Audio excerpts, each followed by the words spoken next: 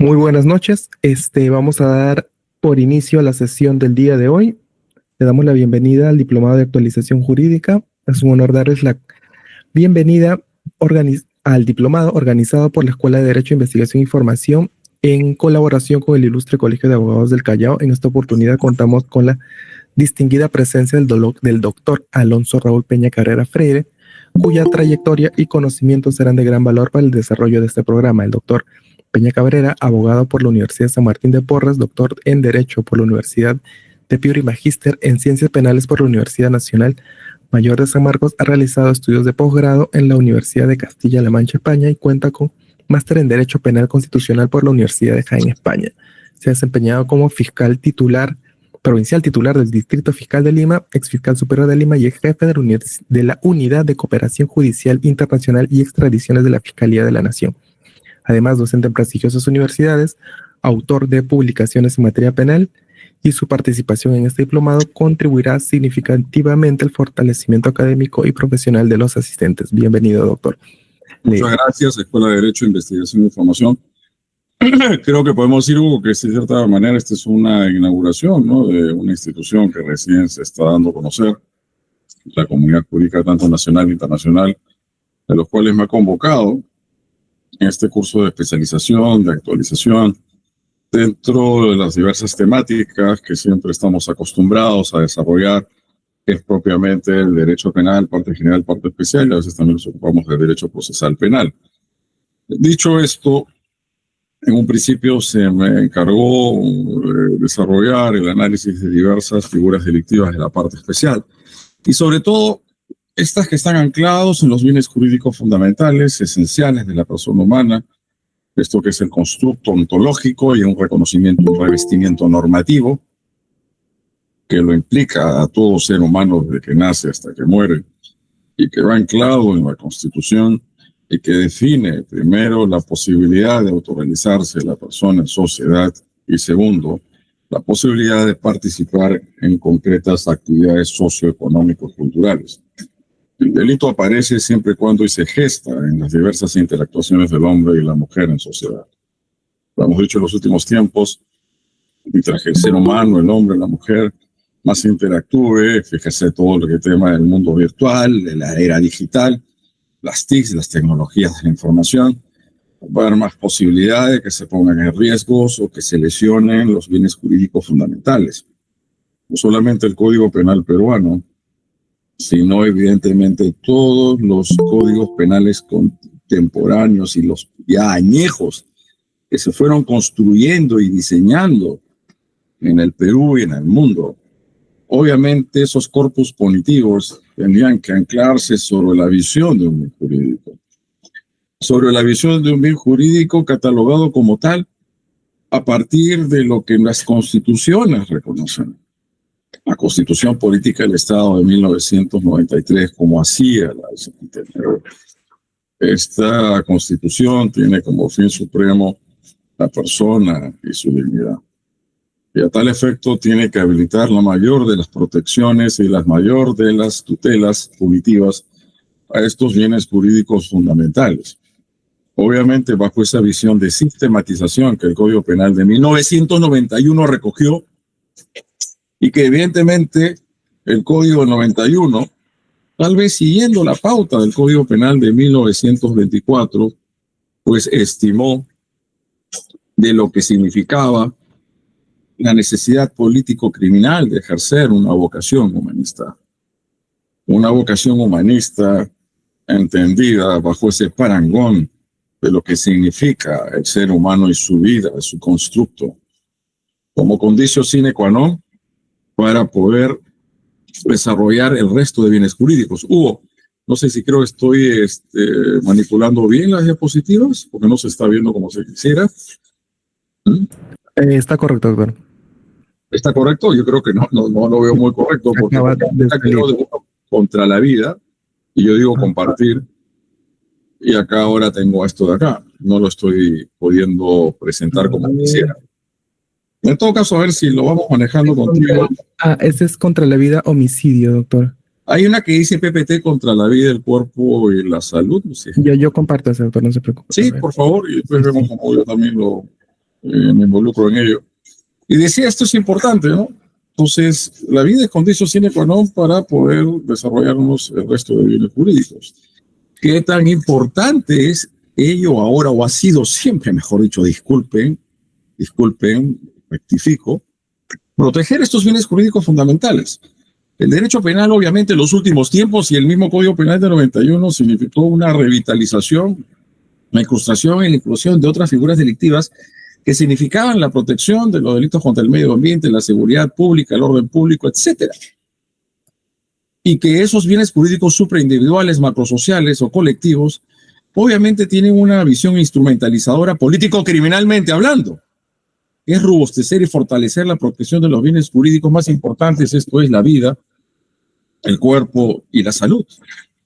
Y obviamente esto llevado de la Constitución Política del Estado y también de los convenios y tratados internacionales, y lo que implica la descripción criminológica del país.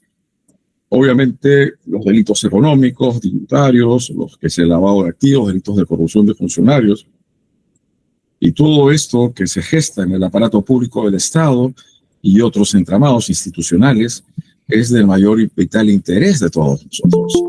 Pero lo esencial, la plataforma vital, esto es nuestra vida. Que todos tenemos al margen de su condición socioeconómica, cultural, y a partir de cuándo esto que es objeto de tutela. Lo que vemos hoy en día es una descripción sociológica, criminológica muy desgarradora.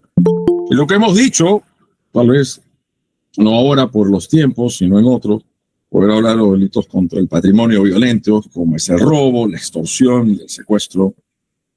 Esos delitos patrimoniales violentos, y sobre todo la extorsión, que se ha extendido todo lo largo y ancho de nuestro territorio, y que implica que la persona que se resiste a alguna de estas tres ilicitudes penales, al fin y al cabo te van a matar. En esta interrelación del hombre y la vida del hombre y de la mujer en sociedad, en esta inseguridad ciudadana o sociedad de riesgo que es el SHAFT, en estas estructuras sociales en las cuales los involucramientos nos llevan cada vez más a estas interactuaciones donde hay mucho conflicto y más que conflicto, mucha violencia. Es evidente que dentro de estas estadísticas los delitos contra la vida, el cuerpo y la salud cobran una gran cifra, muy desgarradora e importante de cifrar y de explicar y de analizar. Y fíjense lo sucedido el día viernes, si no me equivoco, el viernes fue 21, creo, ¿no? De febrero 2025. Y que una vez más este país, el Perú, en su informalidad, a pesar de los formales empresarios, a partir de no adoptar las medidas de precaución, de no cumplir con las normatividades extrapenales, en cuanto a evitar y contener todos los focos de riesgo, centros comerciales, lugares abiertos al público, que obviamente van a recetar gran cantidad de aforo, lo primero que tienen que hacer es asegurarse que cuenten con una infraestructura, con un diseño, un establecimiento capaz y seguro de poder finalmente encarar o enfrentar las diversas circunstancias que pueden suscitarse. Nadie en su sano juicio va a poder finalmente imaginarse que estando en un centro comercial, en un patio de comida, y todavía están los juegos de los niños, vaya a desplomarse y caer todo. De hecho, han muerto 6 personas, más de 80 heridos, unos heridos más que otros, uno le tuvieron que amputar la pierna para poder sacarlo.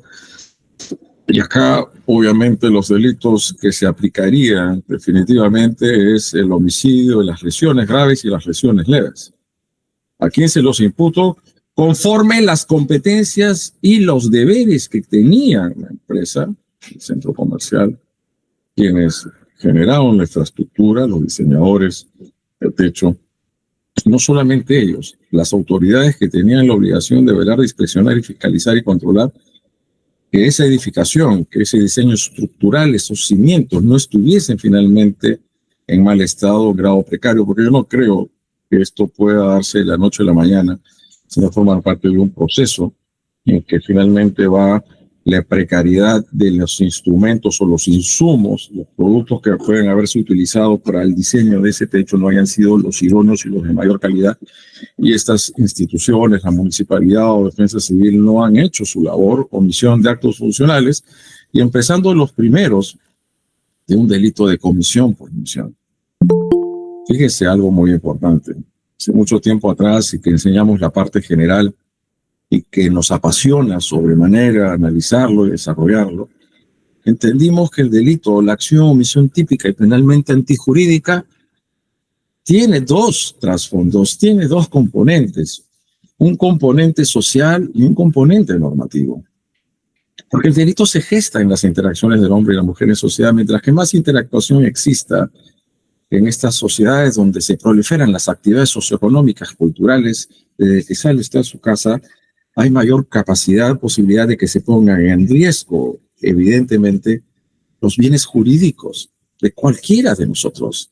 Cualquiera de nosotros pudo haber estado, estamos en la ciudad de Trujillo, o puede suceder en otras ciudades, que pase algo de esta naturaleza y que caiga el techo de un centro comercial en cuyo plano, en cuyo finalmente parte plana, en la tierra, si se quiere decir, es un patio de comidas en el primer piso. Cualquiera.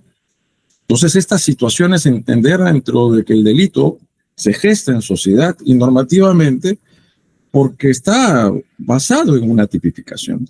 Y lo que ha demostrado el Perú en los últimos tiempos, y cuando recuerdo, yo tengo mi edad, obviamente, Utopía, Mesa Redonda, Aeropuerto Jorge Chávez, y la gran cantidad de tragedias que se suscitan, sobre todo en las carreteras y las pistas del país, nos demuestran claramente que las personas, no solamente los informales, sino también los formales, ahora en la actuación funcionarial de la Fiscalía, que la informalidad, que nadie es recibo, que nadie se emite finalmente boletas, inversivo así. Claro, pues esa es la informalidad, fruto de la posibilidad y genera un contexto en que precisamente se pueden generar esta lesión o puesta en peligro de bienes jurídicos, situaciones de riesgo, como los paraderos informales de los vehículos de transporte público. En vez de echarle a estos medios de transporte gasolina, leche o petróleo, finalmente un cortocircuito y finalmente se prende el vehículo y mueren las personas o caen gravemente heridas. Entonces, el delito significa una tipificación. Y el Código Penal, pero delitos contra la vida, el cuerpo y la salud, empezando por el delito de homicidio doloso, que es el 106. Dentro de esa división que siempre, no sé si tengo acá algunos alumnos en San Marcos, entre los delitos contra la vida humana dependiente e independiente, de homicidio y aborto. Lo que se sucedió, yo no sé, creo que no ha sido así felizmente, que ninguna dama en estado de gestación ha fallecido producto del derrumbamiento de ese techo. Pero si hubiese sido así, tendríamos dos delitos. Por un lado, la mujer muere, es homicidio, el fruto de la gestación, el nasciturus, esa esperanza y esa proyección de vida, sería aborto. Entonces, el Código Penal peruano y otros en la región latinoamericana y Europa se decantó por los delitos contra la vida humana dependiente e independiente. Y cuando decía que el delito tiene una fase y un componente normativo, es porque esto se basa en una tipificación. Porque existe una construcción dentro del tipo penal a partir del artículo 106. Y ahí se van disgregando una serie de conductas delictivas. El 107 es el parricidio, el 108 es el asesinato, lo que es el homicidio agravado. El 108A, lo que es el homicidio agravado por la calidad de la víctima, pusieron estos congresistas por la calidad del autor. Es cuando la víctima, el sujeto pasivo, es un miembro de la Policía Nacional o de las Fuerzas Armadas, ¿no?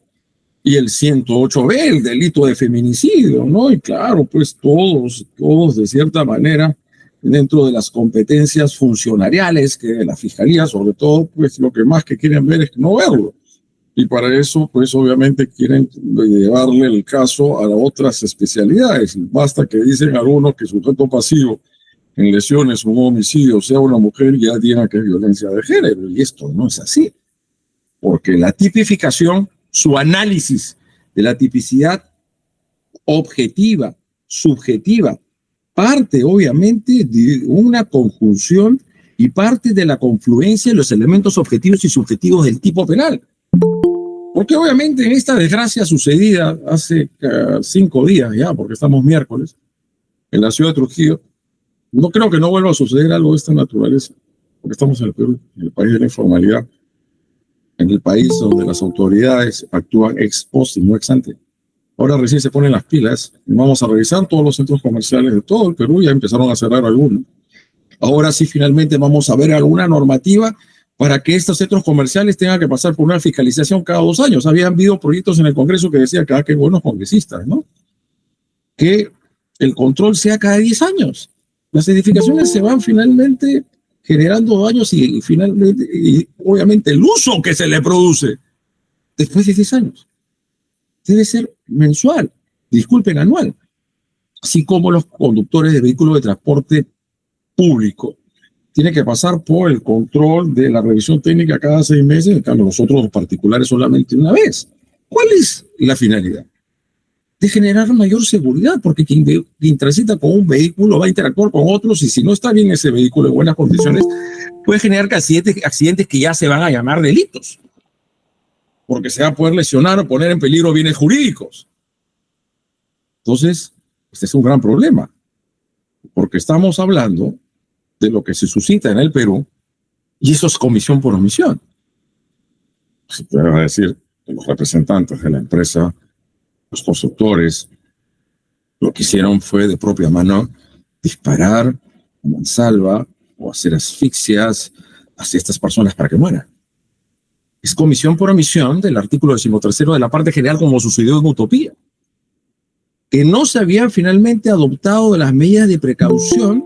¿Para qué? Estas medidas de protección son para evitar, para contener focos de riesgo. Para eso están las normas, para cumplirse. Que quienes tienen que cumplir, obviamente, los empresarios, los representantes de la empresa y que tienen que controlar y verificar que los cumplan, son las autoridades. Las responsabilidades son compartidas acá. Ahora, claro, vienen a pasar piola. Entonces, si en un caso de esta naturaleza, como se dio Utopía, y luego la discusión va a ser sobre el tipo subjetivo del delito, va a ser sobre el tipo subjetivo del delito, no me queda la menor duda. Todavía no sé, todavía no estoy, obviamente, muy en claro si es que el Ministerio Público ha abierto diligencias preliminares por homicidio doloso o culposo. Ese es otro punto. Entonces, comisión por omisión, cuando la omisión equivale a una acción, porque deber de garante. ¿Cómo no van a tener de garante los que regentan y administran centros comerciales locales que finalmente abiertos al público? ¿Qué es garante? El garante tiene un deber de garantizar la vida, el cuerpo y la salud. Por eso que ya va a empezar a pagarse seguramente el tema de las compensaciones y las indemnizaciones a algunas millonarias. Pero eso es una cosa en la indemnización que es un tema civil.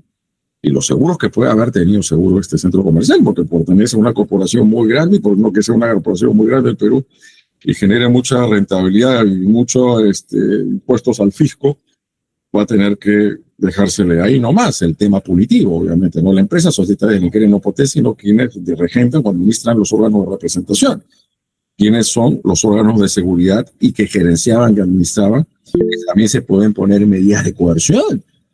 O sea, fíjense, yo trato en la medida de lo posible, le digo a mis alumnos, llevemos la dogmática, la ciencia a los casos concretos, porque este es el pan de cada día en el Perú. Las grandes tragedias, de las que he hecho enumerado, que era finalmente Utopía, Mesa Redonda, el aeropuerto Jorge Chávez y otras situaciones que se han dado, es de comisión por omisión. Artículo 13º de la parte general del Código Penal. No hicieron lo que la ley le exigía. Porque cuando alguien dispara, oye, tú no mates a nadie, lo que te dice el artículo 106. Tienes que respetar la vida humana. Es un mensaje normativo.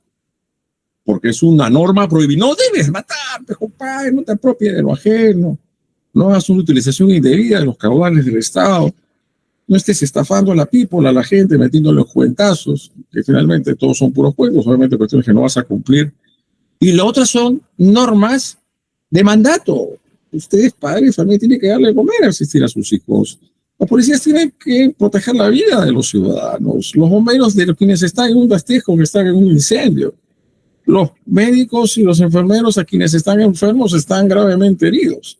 ¿Cómo puede ser que una clínica se niegue a atender a alguien y diga, no, ponme primero dame un depósito de 30,000 soles o 50,000, lo que sucedía en el COVID? Hay una total incivilización, falta de sensibilidad del ser humano y de lo que esto sucede. Entonces, esto es comisión por omisión. O sea, las grandes tragedias son comisión por omisión, artículo 13 de la parte general, que es la equivalencia del artículo 13, el tercero, o 13, disculpen, con el 106 o el 111. Porque luego viene la discusión entre la culpa. Porque el delito de homicidio significa la confluencia de los elementos objetivos y subjetivos del tipo.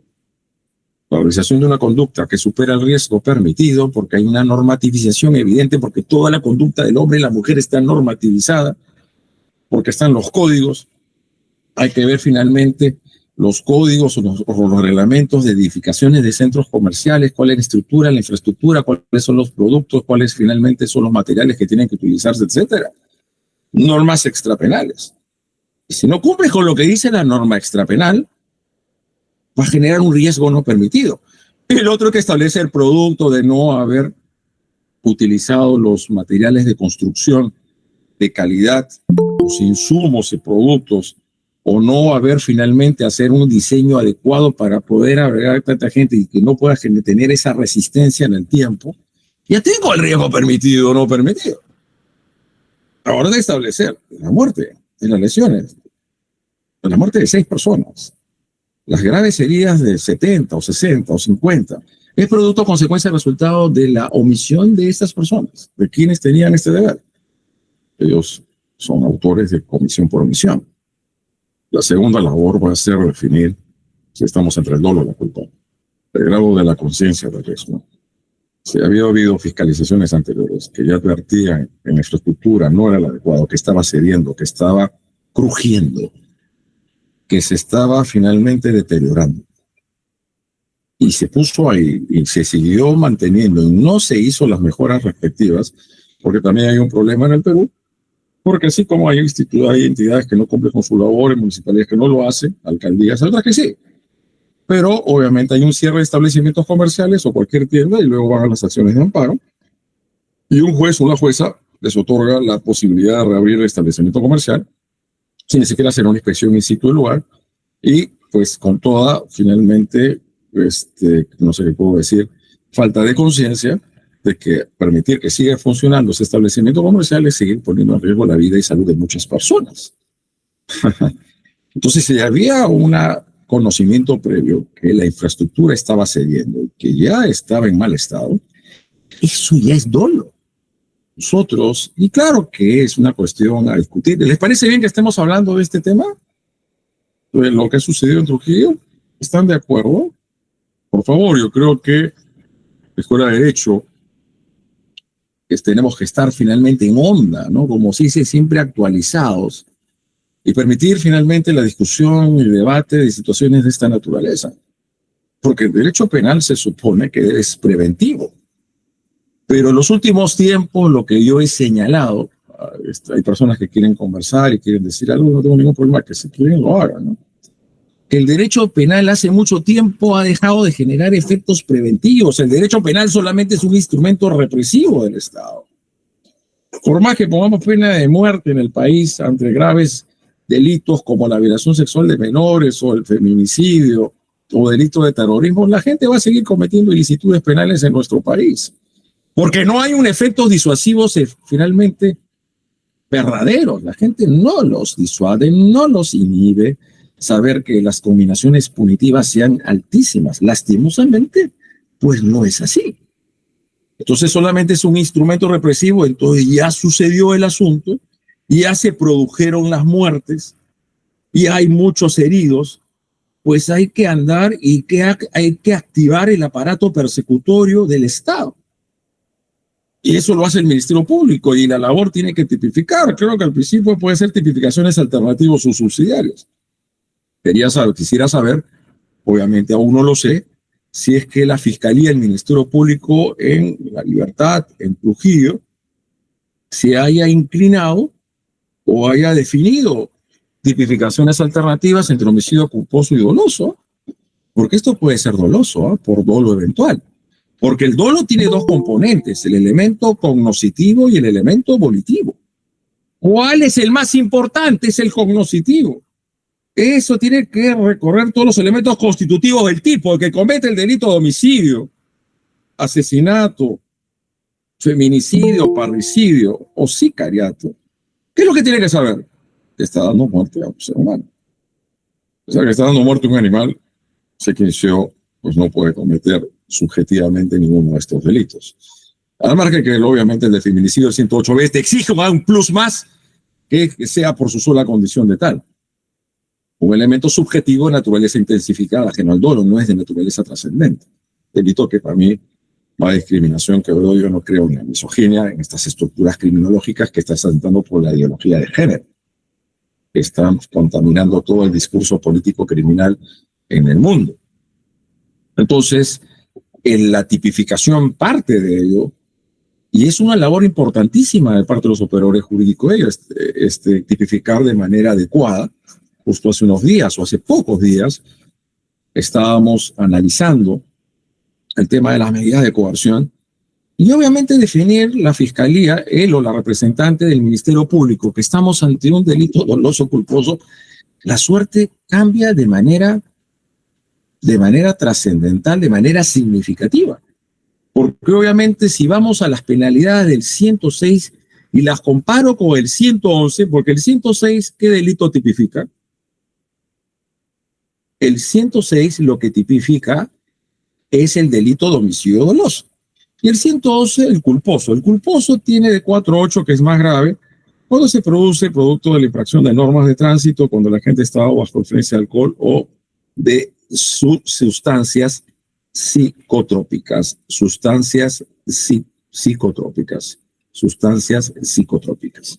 De 4 a 8. Pero infracción de otras normas, que debería haber una reforma del 111 a partir de esto, que la infracción de normas de cuidado que tienen que ver con establecimientos o con actividades propiamente que reciben mucha gente, actividades económicas, etcétera, variadas ellas, también debería ser de 4 a 8 años el culposo, estimados colegas. Porque el 106 estamos hablando de 6 a 20 años de pena privativa de la libertad.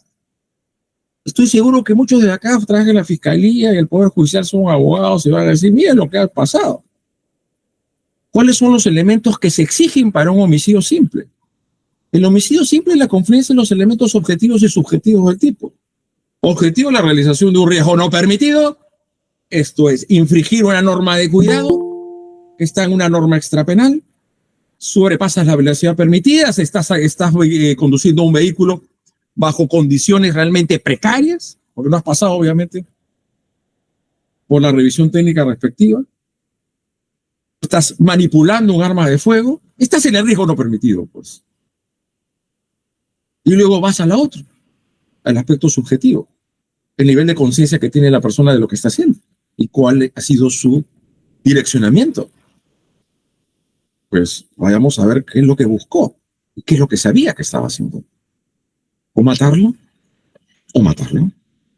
porque saben que el derecho penal solamente tipifica o punibiliza o penaliza las consumaciones, sino de las tentativas, factores de inminente punibilidad, que nosotros tiempo atrás habíamos hablado de circunstancias atenuantes privilegiadas. Aquel que finalmente que dirige su comportamiento a lesionar un medio jurídico, a matar a una persona, pero no lo llega a realizar por motivos ajenos a su voluntad. Porque tal vez la víctima logra evadir el atestado del puñal, o no fue suficiente el veneno que le colocó en las comidas a la esposa del esposo que no lo quiere. O por más que sí disparó un órgano sensible del cuerpo, pues resistió y fue atendido de manera inmediata por un cuerpo médico esta persona. Es lo que esta persona perseguía. Cuando la persona ya busca un direccionamiento volitivo a la búsqueda de un resultado, a la muerte, a las lesiones graves o leves de una persona, esto ya es una tentativa de homicidio. Será de feminicidio si lo hace eso por su nueva condición de tal. Pero vuelvo a reiterar, no toda afectación a la vida, a la salud de una mujer, los homosexuales o transexuales no están cubiertos por el 108B. Vayamos a ver el que nació hombre y luego lo reconocen como mujer en su partida electoral y a través de una resolución judicial que así lo reconoce. ¿no? Pero solamente las mujeres en su todo ciclo de vida. El otro es quien puede cometerlo. Porque no basta que tengamos sujeto pasivo. Porque como dije en el lumpen puede formar parte de hombres o mujeres. Que quieren decir que solamente los hombres cometen delitos están en Marte o en Júpiter. Y no es porque sea hombre o que me quiera el muy hombrecito. La criminalidad es producto de cualquiera desviación o patología o desviación conductual que señalaban muchas personas. El delito, nadie nace delincuente. La sociedad produce delincuentes. Y hombres o mujeres lo pueden realizar. Tal vez los hombres sean más proclives a unos más que a otros. Y si estamos en el mundo del AMPA o el lumpen, entre ellos se hacen préstamos dinerarios y ella no le paga y él le saca cachita y por eso él la mata. No la mata porque se pasó de graciosa. Y si hubiera sido un hombre también lo mataba. Como el sicario que recibe el dinero porque quieren que mate a su esposa. Porque él no tiene las agallas o no tiene el coraje, entre comillas, en cochetes de matarla. Este sujeto que se llama un sicario, el 108C de la parte especial del Código Penal, introducido por el decreto legislativo 1181 del año 2015. ¿Por qué la mató? La mató porque era mujer. Ustedes son un pepino. O sea, hombre, mujer, homosexual, lesbiana. La mató por money, por dinero. Hoy dicen los criminólogos, las series de las criminalísticas norteamericanas, los American, y dicen ellos lo siguiente. Por lo general existen tres propósitos, tres finalidades que llevan a un hombre o a una mujer a matar a alguien. Por dinero, por traición y por celos. Tal vez haya alguno más. Sí, puede ser uno. Por placer, por ferocidad. Artículo 108 de la parte especial del Código Penal, el homicidio que se convierta en asesinato. Por diversas circunstancias, entonces, que nos llevan a una sociedad de tanto conflicto, de tanta violencia que se suscita de manera estructural y que muy difícilmente va a cambiar, seguimos viendo entonces de que la vida humana es un bien jurídico a los cuales las muchas personas no lo respetan en el más mínimo, y yo lo he llamado, y lo digo así, temerario desprecio hacia la vida humana. Porque obviamente quien dirige a matar y a lo que hace es acribillar con arma de fuego. Hace unos meses fue. Bueno, los escándalos tan mediáticos, y bueno, estamos hablando del tema de Trujillo, ¿no? Del Congreso de la República. Supuestamente una organización, una estructura criminal, y nos primero dijeron prostitución y luego dijeron explotación sexual. Ojo, son dos cosas distintas, ¿eh? La prostitución es la persona que libremente se prostituye, la prostitución per se no es delito. Y yo entiendo, mi consideración es que como la persona que se prostituye, mujer sobre todo, pero también hombre, porque no, de todo hay en esta vida, mientras que tenga libertad y conciencia y es mayor de edad, será libertad, y si no es combinada, no es obligada a realizar el meretricio, si no es extorsionado o te mato si no sigues haciendo esto, sigue siendo proselitismo, favorecimiento o facilitación de la prostitución o gestión de la prostitución en general. Cuando ya hay amenaza, cuando hay sometimiento, cuando hay actos ya que afectan la dignidad humana, es delito de explotación sexual. Y una de estas chicas que supuestamente se dedicaba a este oficio tan antiguo y que siempre va a pervivir en la sociedad, en nuestra humanidad, de cara a un futuro, pues estaba en un taxi y fue acribillada y murieron los dos. Entonces hay que ver cuál fue el propósito de el móvil del crimen. ¿Cuál fue el móvil? ¿No? El móvil finalmente económico, venganza, acallar a la víctima, traición, por traición, etcétera. Móvil sentimental, amoroso. Los móviles van más allá del dolor. ¿Cómo hacemos que un homicidio se convierta en asesinato? Por una sencilla uso terminológico, por una reconducción que nos lleva al 108 de la parte especial del Código Penal bajo sus alcances normativos. ¿Cómo hacemos que el homicidio se convierta en asesinato? Y hay algo muy importante cuando hacemos el análisis de... hay varias personas que están levantando la mano. Bueno, yo no sé si Escuela de Derecho de Investigación y nuestro amigo Hugo Galindo, no sé si las reglas del juego... Bueno, usted Venga, yo no tengo ningún problema que lo quieran hacer ya. Sí, con libertad puede hacer su pregunta, levanta la mano y usted, doctor, le da el pase para que lo haga, o si prefiera también puede ser el final, pero es básicamente usted tiene No sé si pueden, libertad de cátedra. podrían ir en todo caso escribiendo en en el chat, o pueden Claro. utilizar el micrófono. Yo me adapto, no tengo no problema. Para mí el asunto es que interactuemos, el asunto es que podamos llevar a discutir, porque estamos en situaciones, estamos entre temas de primer nivel en nuestra descripción criminológica peruana, y que tiene que enfrentarse o afrontarse a través de una vasta normatividad que tiene el Perú. Porque les aseguro que el Código Penal peruano, a diferencia tal vez del ecuatoriano, no sé si tanto el ecuatoriano o el argentino, tiene una gran cantidad de figuras delictivas que tutelan la vida humana. Porque al principio no existía ni el homicidio agravado por la calidad de la víctima, inclusive calidad del autor. No se olviden la diferencia entre un delito común y un delito especial. Bueno, ahí está, tenemos algunos rasgos. El 108A. El 108B nace en el 2013, tratamiento 54, el feminicidio. 108C sale en el 2015. Sicariato, porque existía el asesinato por lucro. Entonces decíamos que cómo es que vamos estructurando la tipificación conforme cómo se desarrolla o cómo se comete un hecho punible. Es una forma simple y llana de matar a alguien. Oye, idiota, ven para acá, ¿te acuerdas? No, pum, ya, balazo para ti. Y de frente, sin sorpresas, sin alevosía y sin premeditación, un homicidio simple.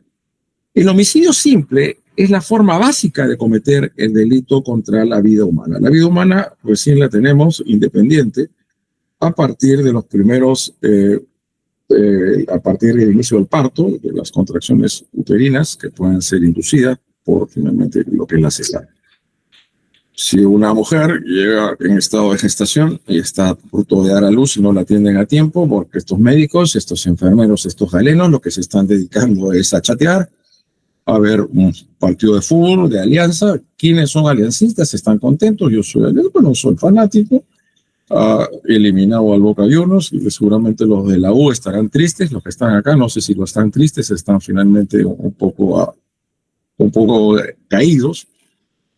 Entonces, vuelvo a reiterar, en este caso, si no es atendida esta señora o esta mujer, sea o no casada, y no la tienen a tiempo, lo que se produce es la muerte en nasciturus. Eso no es aborto, sino es homicidio culposo.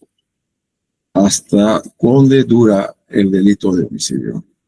Hasta el cese irreversible de las funciones cerebrales, código sanitario. La extensión o la prolongación de vida de manera artificial, cuando el cerebro ya no funciona, pues ya no hay vida. El corazón puede seguir palpitando. Puede que la respiración siga escuchándose a través de mecanismos artificiales. Pero si ya el cerebro, que es el motor del cerebro, deja de generar sus funciones, claro, vamos a ver lo que puede ser a un tipo de una hemorragia, a un tipo de una hemorragia cerebral u otro, pero todavía hay cierto grado de contacto que podamos estar ante una vida humana. Entonces, en el delito de homicidio simple, la confluencia de los elementos objetivos y subjetivos del tipo, y en los cuales basta únicamente el dolo. ¿Y por qué les digo ello? Porque les preguntaban antes, ¿cómo hago yo para convertir a un delito de homicidio en asesinato? Este es un homicida, este es un asesino. ¿Es lo mismo? Bueno, cuestión muy importante a decir, a raíz de las diversas circunstancias que pueden generarse al momento de las tipificaciones, ante la gran cantidad de reformas que se han producido en el Código Penal peruano.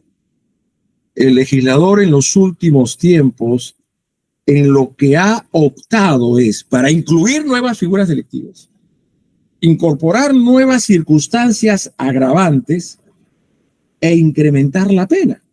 Esta ha sido la constante, esta ha sido finalmente una vocación y una orientación política criminal frecuente, constante en el Perú en los últimos tiempos, tanto por el Ejecutivo como por el Legislativo, la sobrecriminalización. Ahora bien, el parricidio y el asesinato, como es el sicariato y el feminicidio o el homicidio agravado por la calidad de la víctima, dejemos por un lado el homicidio por emoción violenta y el delito de homicidio piadoso. Para que pueda darse cualquiera de estas 4 o 5 que acabo de mencionar, previamente, ¿qué tenemos que tener? Homicidio simple.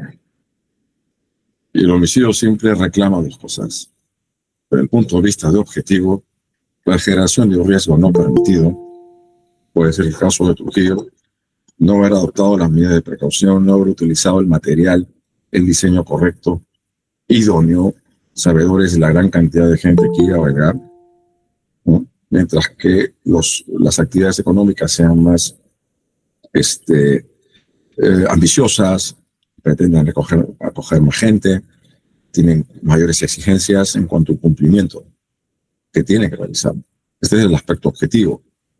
Del aspecto subjetivo, única y estrictamente, el dolo. Conciencia y voluntad de realización típica. El dolo directo, dolo primer grado, dolo de consecuencias necesarias, y lo que ya tiempo atrás se ha ido imperando de manera sistemática es el dolo eventual. Basta la conciencia del riesgo. El saber que este comportamiento ya está generando un riesgo no permitido, porque tú estás conduciendo tu vehículo sabedor y consciente de que los frenos ya no están funcionando, que ya están en muere, o los neumáticos que están en lona. Y aún así sigues conduciendo el vehículo. Ya sabes de que estás generando un riesgo no permitido y así matas o lesionas a alguien. Esto no es un homicidio culposo, sino va a ser doloso, por dolo eventual. A ver, dicho esto de la siguiente manera, la sociedad del riesgo que tenemos de hace mucho tiempo atrás, pues ha definido, o se Puppe, o finalmente Frisch en la doctrina alemana, una inclinación patente al elemento cognitivo sobre el volitivo y aplicar el dolo eventual. Entonces, y ahí sacamos de lado, saco de juego a un elemento subjetivo de naturaleza trascendente que no tiene que exigirse. ¿A cuál me refiero? Al animus necandi. Hay jurisprudencia, y fue el caso de esta, ¿se acuerdan de Let's Figueroa? ¿Cómo se llama? No sé si recuerdan el caso en Ayacucho. No sé si ustedes, algunos lo recuerdan. Este chico joven, era su pareja en un hotel y hasta ahí estamos bien. Pero ya cuando viene la violencia, las amenazas, ya las cosas se convierten en delitos. El chico hasta salía medio desnudo en las imágenes. Entonces la tipificación fue tentativa de homicidio y no sé si también violación. Y yo vi una resolución de una sala, no sé, fue primera instancia, donde señalaba que no había animus necandi. Y dice, ¿dónde diablos se exige el animus necandi para la comisión del delito de homicidio simple?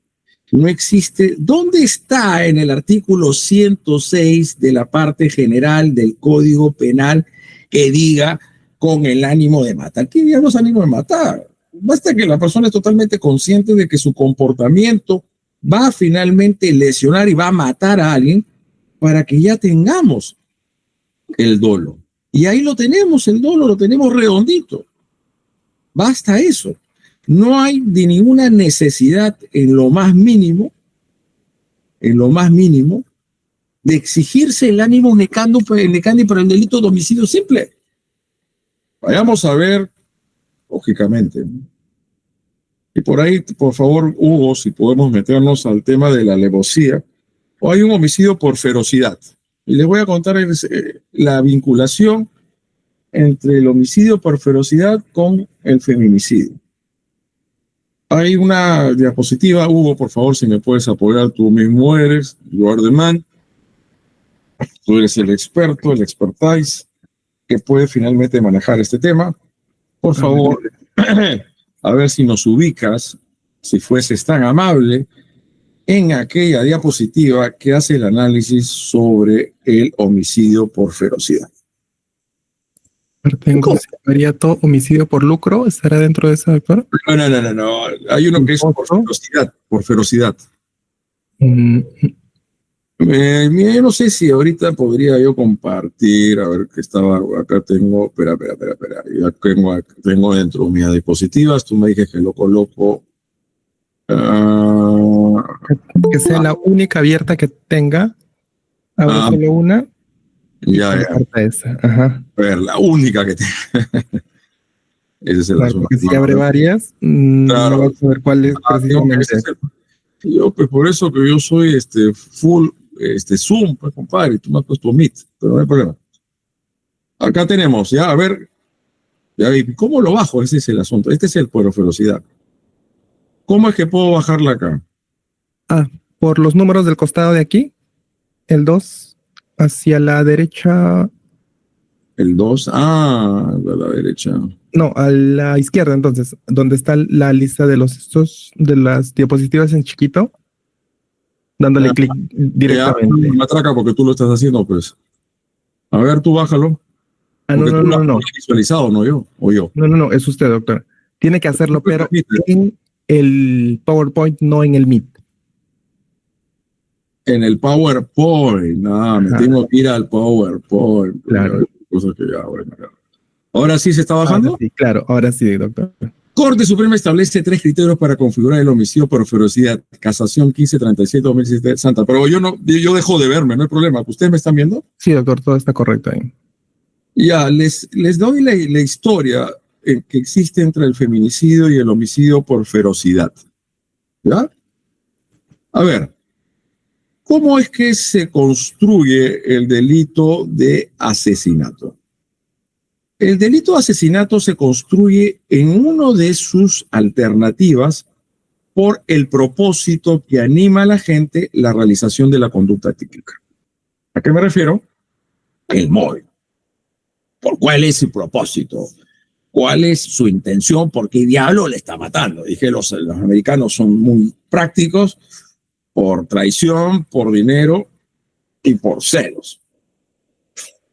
Pero obviamente el Código Penal peruano, como el argentino, me parece también el español u otros más, pues ya incluyó lo que es ferocidad y por placer. Y obviamente por lucro, ¿no? El lucro ya nos llevamos a ese intercruzamiento, obviamente que se da con el delito de sicariato, ¿no? Lógicamente que en el escenario del crimen ustedes tienen que ser conscientes de lo siguiente. ¿Quién es el que va a decidir si se comete o no el delito? ¿En quién está en sus manos? ¿En quién depende que se cometa? En el autor. Y obviamente el que ejecuta el asesinato, movido por dinero, por el billete, por la money, este desgraciado llamado sicario, en ese caso, él es el autor. Y el otro que le pagó la money, el dinero, aunque por temas de penalidad, dice que el que le encarga o le acuerda también te recibe la misma pena que el sicario, es el instigador. Y quien tiene el dominio del hecho, obviamente, es el autor. Regresamos a lo otro, ¿no? El Código Penal dijo el legislador, pues vamos a analizar la finalidad, el móvil que mueve al sujeto activo, al autor, a los coautores, matar a una persona o matar a varias personas. Que el hecho que sea por ferocidad o por placer, dejemos el lucro y la ambición o la codicia, disculpen, para facilitar o ocultar otro delito, son móviles muy deleznables, muy futiles, muy bajos. Por lo tanto, deben tomarse en cuenta a efectos de una mayor penalidad y de convertir un homicidio en un asesinato, ¿no? En un asesinato. Y obviamente la ferocidad como el placer, pues vamos a ver a quién tenga, pues hay de todo en esta vida, si sociópatas, psicópatas, aquel que pueda sentir una satisfacción matando gente que no tiene, ni siquiera los conoce, sacia un instinto muy febril, muy bajo, muy perverso, que no necesariamente me lleva a una inimputabilidad, obviamente, ¿no? O sea, la persona que mata por placer o por ferocidad no necesariamente se trata de un inimputable. Yo recuerdo tiempo atrás, no sé si ustedes también, había Bueno, es que hay bandas y organizaciones criminales, hay diferencias, hay distinciones conforme a la Corte Suprema y ciertas jurisprudencias que se han emitido al respecto. Y una de estas era conformada por una mujer, era la líder o la cabecilla, la dirigente, la que dirigía esta banda criminal dedicada a los robos. Un sujeto, oye, que estás buena, le metió pues un tipo de piropo muy bravo, eres gracioso, balazo para ti, para un chifa, le pusieron un poco pollo al chaufita, no sé si se lo habrá pasado a alguno de ustedes. A ver, llame al cocinero o al mozo, balazo para ti, ¿cómo se te ocurre traerme un chaufa sin pollo? Esto es estafa. ¿Esto es ferocidad o es placer? Yo creo que esto es la ferocidad. La ferocidad tiene que ver, acá dice que pertenece la culpabilidad a su esfera subjetiva, pero que si bien es una cuestión interna, motiva la voluntad de la persona a la comisión de un delito, pero que no define una situación de inimputabilidad. Dicho esto de otra manera, al margen de lo que se diga acá, el análisis en cuanto a finalmente disculpe, por el placer o la ferocidad, no es un análisis del tipo subjetivo del delito. Es un ánimos, es un plus, un elemento subjetivo de naturaleza trascendente, porque está en un micro, un colectivo, y paga un dinero, pago 10 soles, no le da el vuelta, eres gracioso, no me das el vuelto, balazo para ti. Está pasándose el doctor Duval con su novia, una chica muy bonita, muy guapa, y pasando estos graciosos, le mete un piropo pero muy, muy faltoso, y el doctor Duval dice, eres gracioso tú, y le mete un balazo. Ahí no hay legítima defensa, evidentemente, la legítima defensa solamente se da, se aplica y toma lugar o concurre cuando se pone en riesgo bienes jurídicos fundamentales como la vida, el cuerpo, la salud y la libertad, y no el honor de las personas. Entonces es un elemento subjetivo del tipo, ¿no? Y eso se va desprendiendo entonces, como se dice acá, estoy totalmente de acuerdo, de una naturaleza deleznable, ausencia o motivo móvil aparente inexplicable, porque lo miró mal, porque no le dio devuelto, o porque le dijo una tontería. Despreciable, instinto a la perversidad brutal en la determinación por el solo placer de matar o inhumanidad. Pero acá ya el placer de matar o inhumanidad en el móvil, ahí ya lo muevo, o ya lo manejo para el homicidio por placer. Y ustedes me decían, usted señor nos ha floreado. Porque usted está diciendo de que hay una relación entre el homicidio por ferocidad y el feminicidio. Y ahí uno se va haciendo ciertas preguntas que no sea atendido significativo el móvil y ese significante fútil, están las ejecutorias supremas. Voy a lo siguiente. ¿Por qué yo concateno o relaciono? Luego regresamos también, ya más o menos estoy viendo cómo manejar este asunto, ¿no? Gracias a Huguito. Gracias a Hugo. Porque hay dos cosas que decir muy importantes de lo que está sucediendo en el mundo. Cuando se incluye el feminicidio en el Perú en el año 2013, creo que la ley tiene también 68, los 64, tantas leyes, trato uno a veces de hacer un recordar y de acordarte, pero a veces algunas te olvidas, ¿no? Así sucede en el ser humano cuando estamos un poco más viejos. El hecho de que no existía hasta ante el año 2013 o 12 el delito de feminicidio no significaba que las muertes de mujeres eran impunes. Obviamente alguno de ustedes me podría decir lo siguiente, y con toda razón. Señor opositor, tal vez usted lo dice por el delito de parricidio.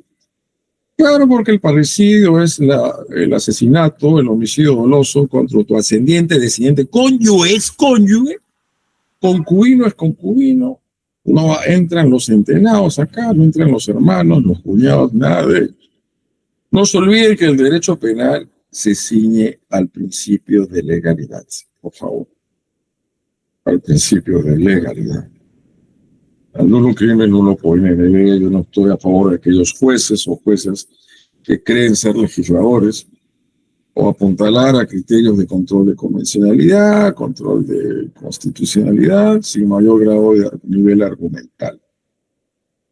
Entonces, cuando se estaba finalmente señalando, en el caso del parricidio, obviamente solamente cubre la muerte de las relaciones de parentesco que les he hecho alusión.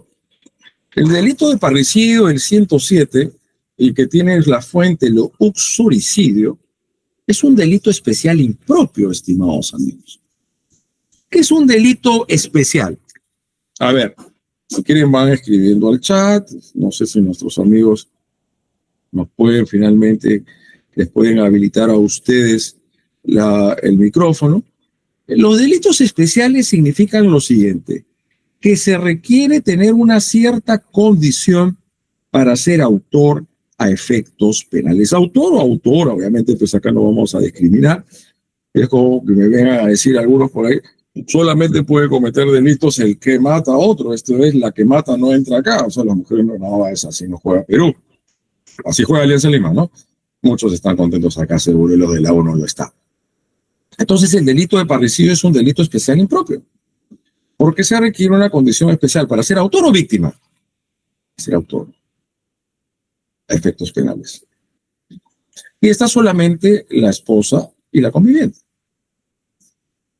Y a la hija y la mamá. Mata a la madre, mata a su esposa, o mata a su conviviente, o ella que lo mata, parricidio. Delito especial impropio no es un delito de infracción de ninguna manera. Totalmente equivocados algunos. Está bien. Ok. ¿Qué pasa cuando no hay esa relación entre víctima y victimario? ¿Qué pasaba hasta antes de la incorporación del delito de feminicidio? Yo entiendo dos cosas, creo que algunos de ustedes ya me han escuchado antes. Y la inclusión del delito de feminicidio, aparte de la ideología de género, de ciertas recetas de organismos internacionales, partían de dos consideraciones muy puntuales. Una de ellas es el factor criminológico. Nadie acá en su sano juicio va a negar o dejar de lado lo que ha sucedido en el Perú del mundo durante muchos años.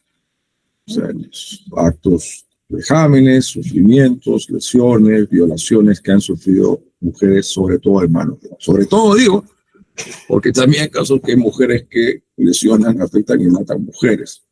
Yo sí se los digo de plano en Huanga y sin anestesia. Para mí una mujer puede cometer también actos constitutivos de violencia de género.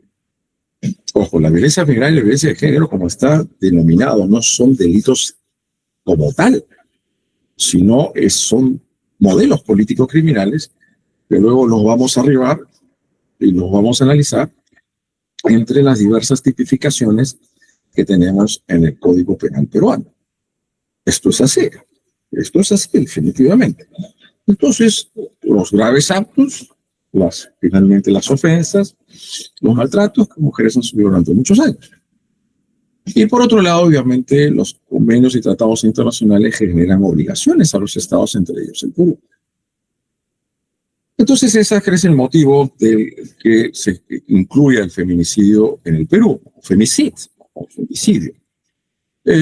Y entonces, ahí viene lo siguiente, el hecho de que el delito de feminicidio, cuando aplican las agravantes, tenga esta pena de cadena perpetua y que tenga una pena mayor que el parricidio, significa que la vida de una mujer es más importante que la vida de un hombre. ¿Qué dicen ustedes? Se lo dejo ahí. Porque ustedes saben que dentro de la Constitución Política de Estado existe, como se llama, todo un listado, toda una gran cantidad de bienes jurídicos fundamentales, unos son más importantes que otros. No creo que nadie pueda en su sano juicio decirme que la vida de una mujer vale más que la de un hombre, por favor. No porque sea hombre, no porque sea varón, sino que hombres y mujeres tienen los mismos derechos. Pero, y esa es una respuesta. La otra es la siguiente. ¿Qué pasaban entonces ante esos asesinatos futiles banales? Porque lo que observamos en la vida diaria y cotidiana desde nuestra descripción criminológica en el Perú es que en estos feminicidios, por lo general, ¿por qué sucede? Claro, cuando son cometidos por hombres. Yo ya le digo que una mujer puede cometer femicidio. Por supuesto que sí. Ya, si quieren, ahorita en Huambo, después le doy los ejemplos que algunos de ustedes me habrán escuchado antes en otras exposiciones. ¿Ok? El femicidio puede ser cometido por una mujer. Porque las relaciones de sumisión de yugo no solamente son entre mujeres y hombres. El gran problema de estas recetas internacionales es que solamente ha construido el diseño político criminal a través de una posición monolítica de relaciones interpersonales, de relaciones de pareja de hombres con mujeres. Ahora hay de hombres con hombres, mujeres con mujeres y todos contra todos. Eso es horrible, pero eso es la verdad de la milanesa. Y a veces en esos casos puede haber que una de ellas asuma el yugo del poder y la otra sea la sumisa y así la mata. Pues para mí, feminicidio redondito. Y hay una acusación que dice que cualquier persona puede ser sujeto activo del delito de feminicidio. Pero vamos entonces con lo otro, ¿no? La relación entre el homicidio por ferocidad, entonces, con el feminicidio. Por acá este sujeto, claro, obviamente es un hombre, por celos, porque ya está terminando la relación o porque ella lo controla mucho. Básicamente son la celotipia, es uno de los puntos neurálgicos, aunque la celotipia no solamente es privativo de hombres, sino también de mujeres. Vamos a ver que en estas situaciones también una mujer mata a un hombre por celos. Sería parricidio si tiene relación de parentesco, si no tiene relación de parentesco, pues mínimamente asesinato. Entonces, cuando estos motivos llevan a un hombre, a una persona, en este caso pongamos un hombre en principio, a matar a otro, puede ser una mujer también, es ferocidad. Entonces, aquellas muertes de mujeres tiempo atrás, cuando no existía el feminicidio y cuando no existía la relación de parentesco que exige el 107, el parricidio, ¿cómo lo tenía que encuadrar? ¿Cómo lo tenía que tipificar? Homicidio por ferocidad. Y el homicidio por ferocidad, el asesinato tiene 15 a 35 años. 15, ¿no? Hay algo que aún, a ver, yo estoy metido en este asunto del derecho penal y su análisis hace muchos años. Long time ago. Claro, ya usted sacando la cuenta cuántos años tengo. Y el Código Penal del 91 dejó un vacío del principio de legalidad en cuanto a la pena en lo que se refiere al delito de asesinato y de parricidio. ¿Cuál fue ese? Revisen ustedes el 108. Revisen el 107, por favor, háganlo. El 107 o el 108. ¿Ah? Dice, recibirá una pena no menor de 15. ¿En qué renglón? ¿En qué párrafo del 107 y el 108 se dice que la pena podrá ser no mayor a los 35 años? ¿Dónde lo dice? ¿Dónde dice los 35? Es una interpretación sistemática muy artificiosa con el artículo 29 de la parte general del Código Penal. El principio de legalidad no solamente tiene que cumplirse y tiene que respetarse en cuanto a las tipificaciones, sino también con las consecuencias jurídicas. No se olviden que los tipos penales tienen una norma primaria y una norma secundaria.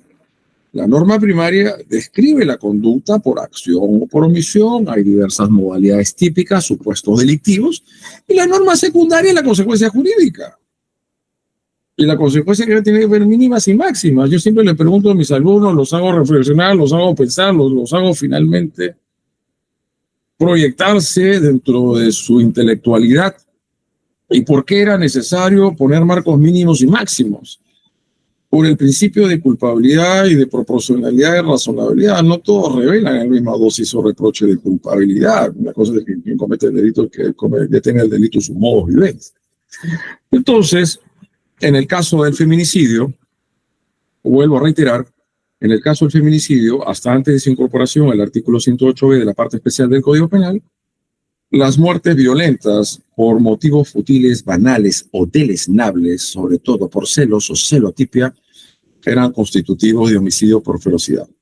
Pero obviamente si había esa relación de parentesco entre víctima y victimario, en cuanto cónyuges o convivientes, se aplicaba el 107, que es el delito de parricidio.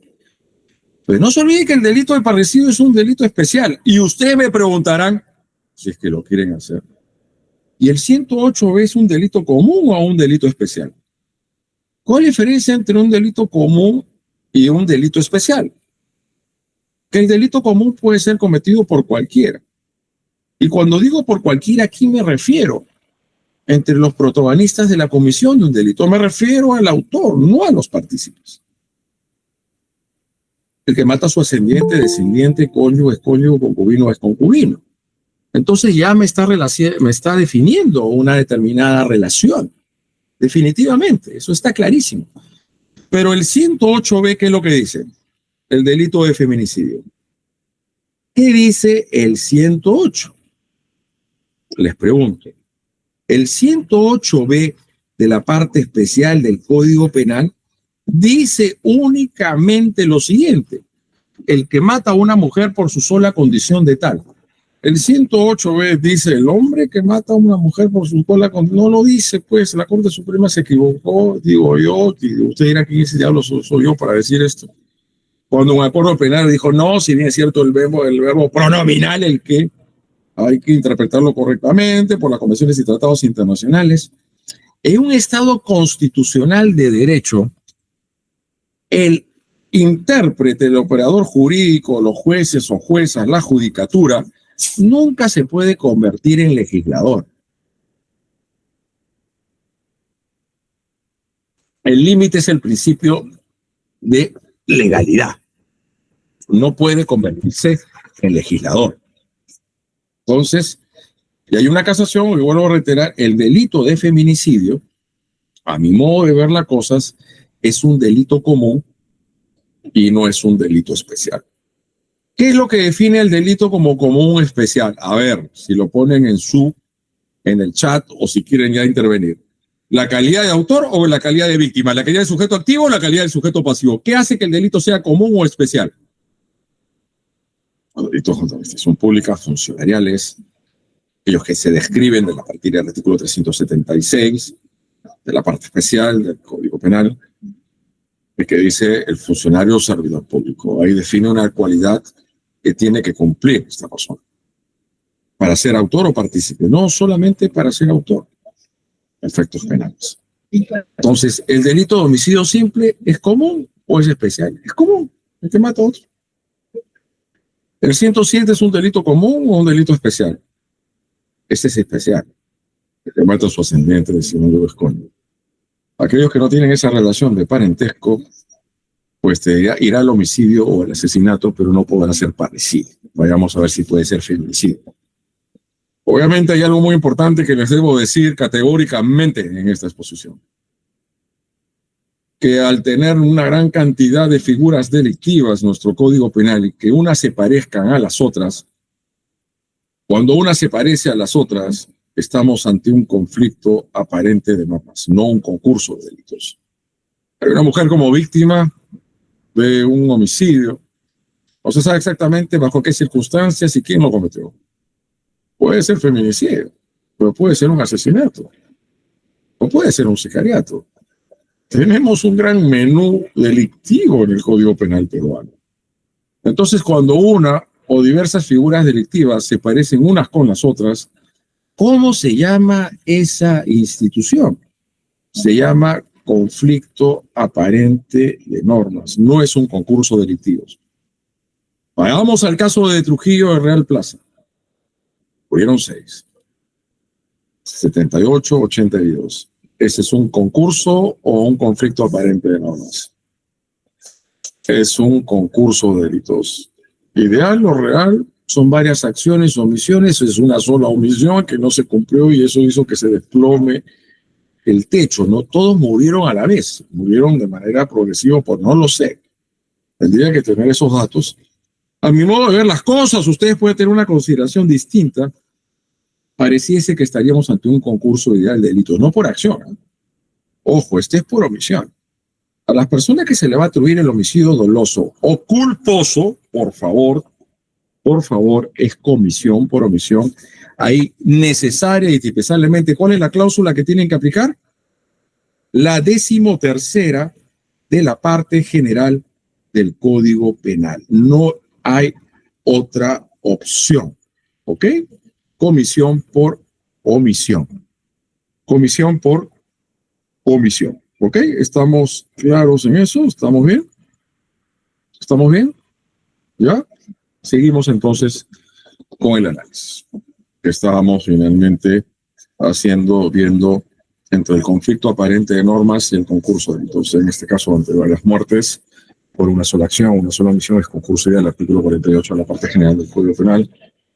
Si una persona mata a varias personas en momentos y tiempos distintos, tira a matar a uno, tira a matar a otro, tira a matar al tercero, sería concurso real de delitos y ahí puede aplicarse la sumatoria conforme las reformas producidas o suscitadas con las leyes 28, 7, 26 o 28730 de hace ya tiempo atrás, del año 2006.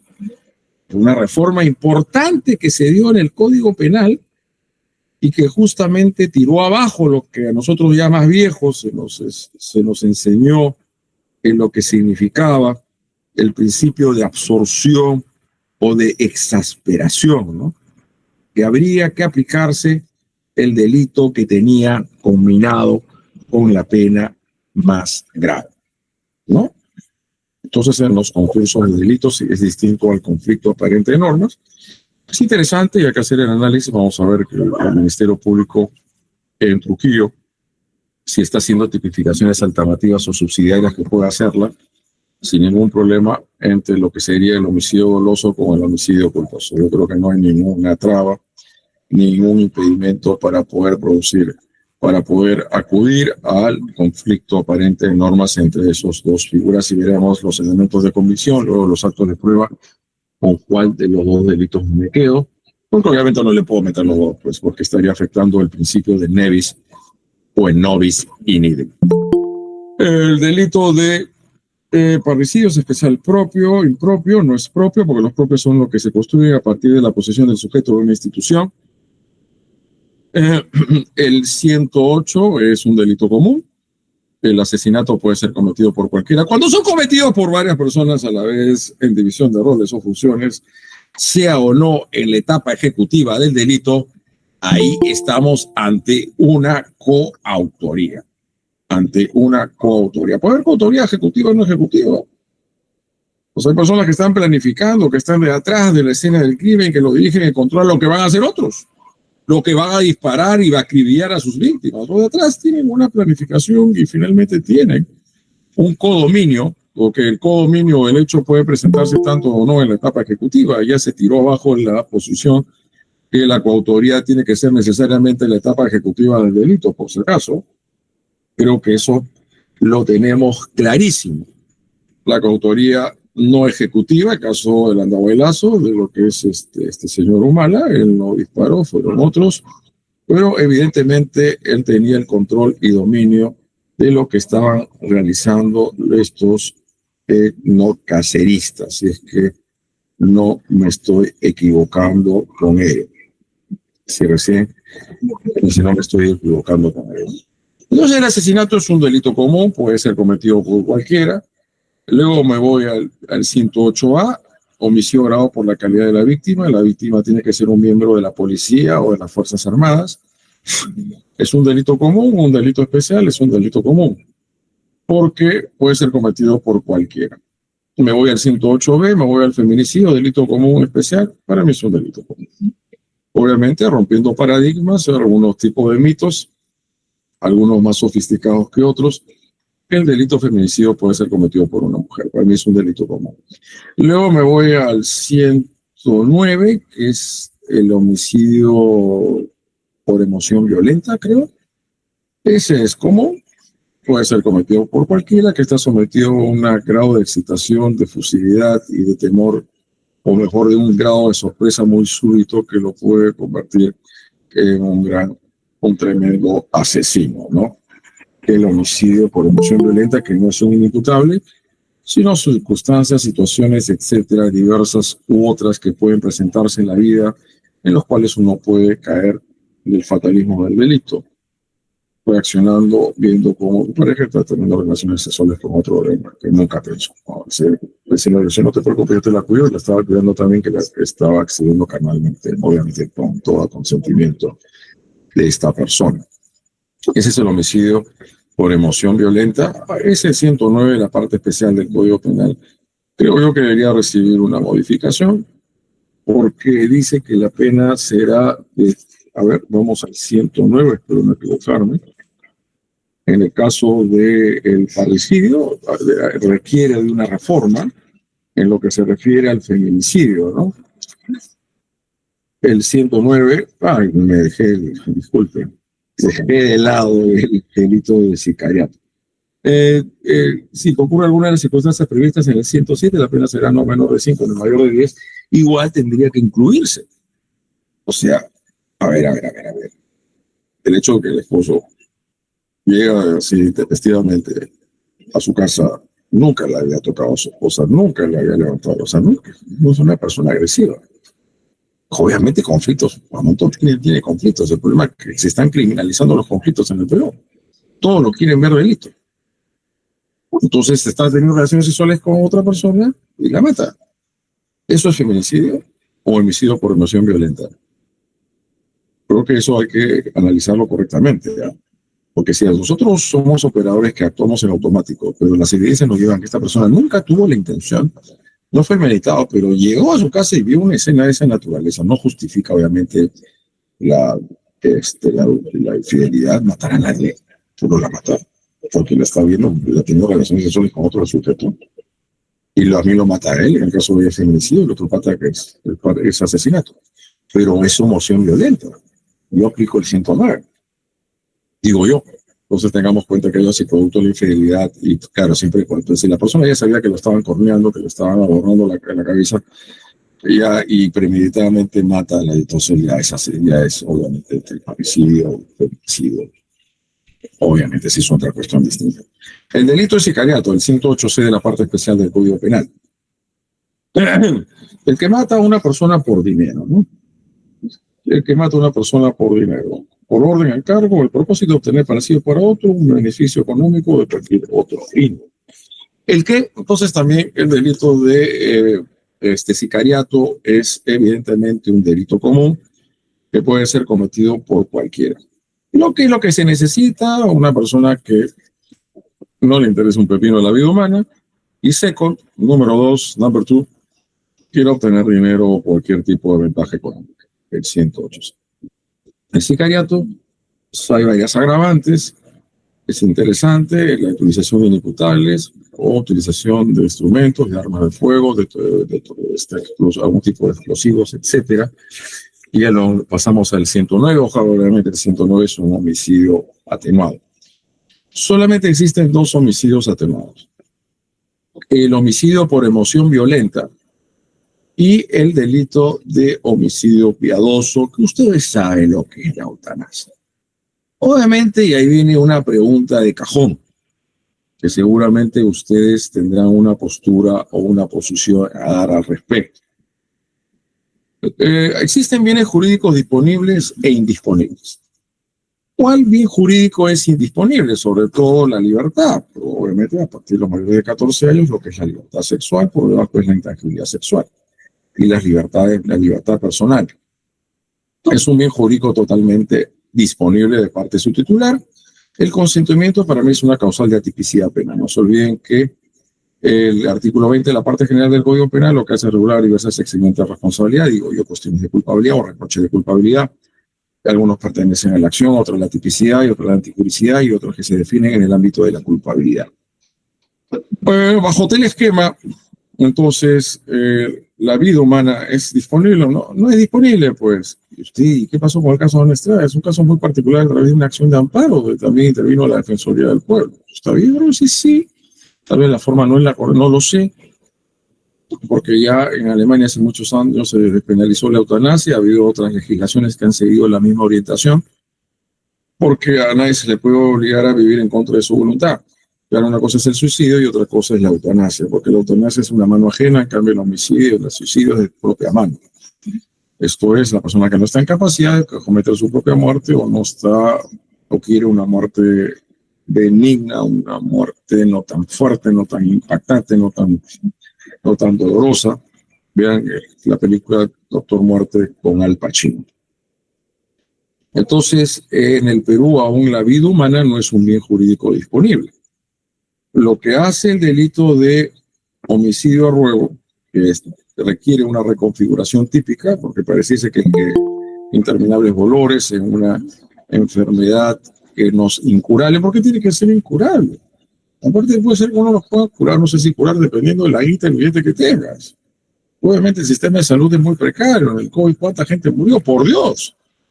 Entonces, creo que hay que tener mucho tino y al momento de afinar las respuestas, el análisis, dentro de las bases de la axiología del Estado constitucional de derecho. Pero la vida humana no es un bien jurídico disponible, es indisponible. Solamente lo que en principio genera es una atenuación. Es un caso sui generis, el caso de Ana Estrada. Ya hemos visto quien habla en proyectos de tesis, de maestría, el tema de la despenalización, del homicidio a ruego, de la eutanasia, ortotanasia, bajo ciertas consideraciones, bajo ciertos requisitos, bajo ciertos presupuestos. Obviamente es una cuestión a analizar. Pero la vida humana aún no lo es. Obviamente entonces es un homicidio atenuado. Cuestión distinta, vuelvo a retirar la acción de Ana Estrada y parece que se habilitó a una persona que sufría una fuerte enfermedad que no le dejaba llevar una vida digna, lo que es el derecho a la vida digna y a la muerte digna, y pues a través de un protocolo con aplicativos de salud, médicos, dijo hasta acá nomás y le provocaron su muerte. Y obviamente las personas que iban a generar su muerte o provocarla tenían que asegurarse de que no iban a ser objeto de una persecución penal. Y no se les podía aplicar el delito propiamente, porque sigue siendo un delito el homicidio a ruego conforme el 112. Pero cuando me fui al 112 dejé de lado el 111. Ustedes no me dijeron nada. El 111 es el homicidio culposo.